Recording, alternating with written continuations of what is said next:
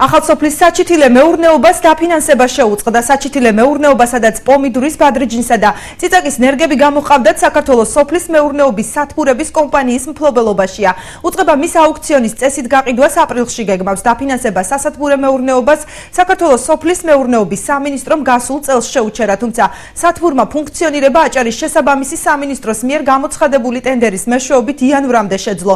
თემაზე თამარ კიკნაძე მუშაობდა. ცარიელი დახლები, ფტორის, ჩითილებისა და პერსონალის გარეშე დარჩენილი სათბური. ახალსოფლის საჩითილე მეურნეობამ ფუნქციონირება თითქმის შეწყვიტა. უკვე 3 თვეა ერთწლოვანი კულტურის გამოსაყვანად აქ არავის უმუშავია. დაკარგულ სამუშაო ადგილებზე ის ადამიანები საუბრობენ, რომლებისთვისაც ეს სათბური შემოსავლის წყარო იყო. ანაზღაურებას აქ მხოლოდ დაცვის თანამშრომელი იღებს, სხვებისთვის კი მხოლოდ ტრენინგები ტარდება. გვინდა მუშაობა, სხვა სამუშაო არსად არაფერი არა და ამის იმედად ვარ და გაჩერებული ვარ ჯერჯერობით, რა ვიცი, ველოდებით როდის დაიხურება და როდის დავიწყებთ მუშაობას. ვაწარმოებდით ჩითილების გადანერგვას კასეტებში ხვიერი ნიადაგის ჩათესვას და ეხლა ვართ უმუშევრები. დღეში იყო 15 ლარი. მნიშვნელოვანი არ იყო, მაგრამ მაინც კმაყოფილი ვიყავით. სათბურის კოორდინატორი ამბობს, რომ პრობლემები გასულ წელს დაიწყო, თუმცა სამსახური ახალ წლამდე აჭარის სოფლის მეურნეობის სამინისტროს მიერ გამოცხადებულ ტენდერში გამარჯვების შედეგად შეინარჩუნა.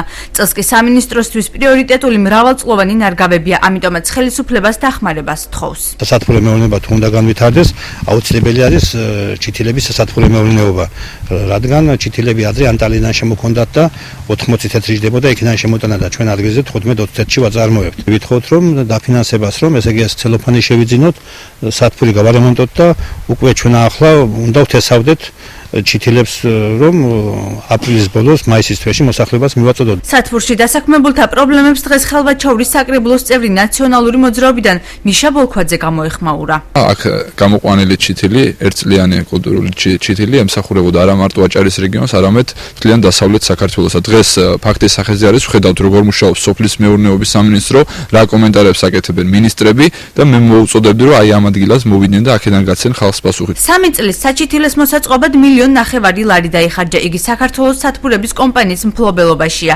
აქ ამბობენ, რომ მუშაობა იმაზეა დამოკიდებული, არის თუ არა მოთხოვნა ჩითილებზე, თუმცა სახელმწიფოს საწარმოს ეფექტური მართვის მიზნით მისი პრივატიზება აქვს გადაწყვეტილი. შეკვეთა რაგი არ არსებობს, შესაბამისად რისი დაფინანსებაზე შეიძლება იყოს საუბარი. გადაწყვეტილი არის ამ საწარმოს პრივატიზება, კერძო ინვესტორი, ვინც ამას შეიძენს, უკვე თავად გადაწყვეტს ამ საწარმომ საიდან უნდა მიიღოს შეკვეთა და როგორ დაფინანსდეს. საჩითილე მეურნეობაში სულ 50 ადამიანი იყო დასაქმებული, პირობიანი აუქციონი აქ აპრილში უნდა გამოცხადდეს.